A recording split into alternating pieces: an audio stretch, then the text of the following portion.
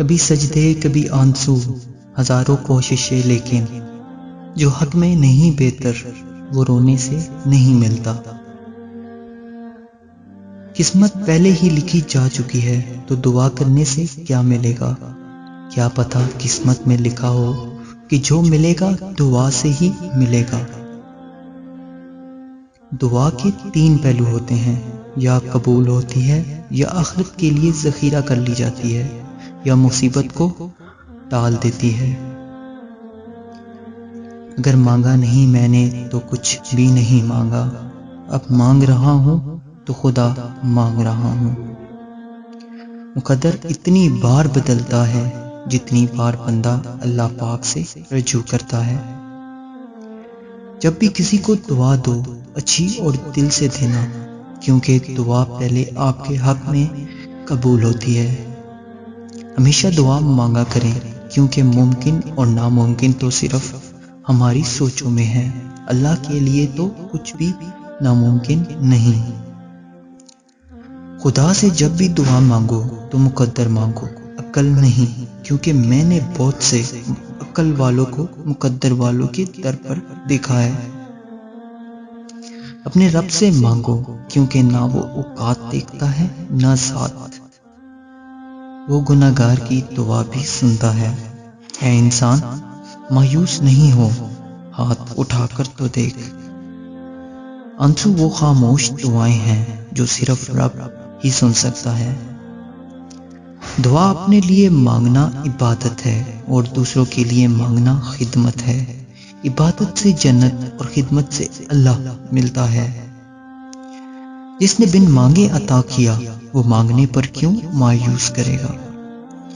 اے خدا، میرے ان گناہوں کو بخش دے جو میری دعاؤں کو قبول ہونے نہیں دیتے۔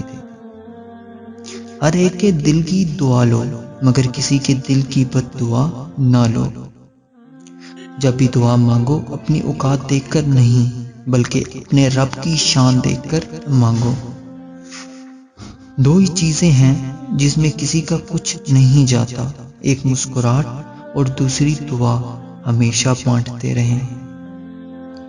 دعا دل سے مانگی جاتی ہے، زبان سے نہیں، کیونکہ دعا تو ان کی بھی قبول ہوتی ہے جن کی زبان نہیں ہوتی۔ یہ نہ سوچو کہ اللہ تمہاری دعا قبول کیوں نہیں کرتا، شکر کرو کہ تمہارے گناہوں کی سزا نہیں دیتا۔ بدعا کے مقام پہ دعا دینا سیکھو، یہ اصل انسانیت ہے۔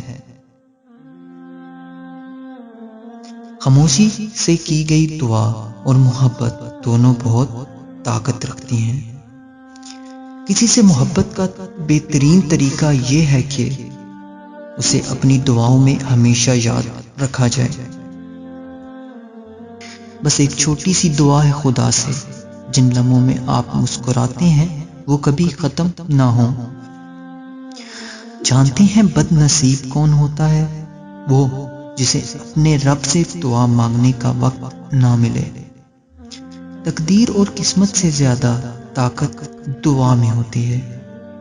رات کی تنہائی میں خاموشی سے جب دعا مانگو تو لگتا ہے اللہ صرف میرا ہے۔ انسان کا مقدر اتنی بار ہی بدلتا ہے جتنی بار وہ خدا سے دعا کرتا ہے۔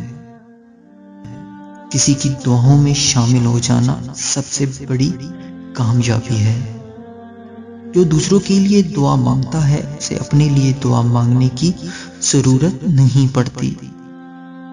Thanks for watching.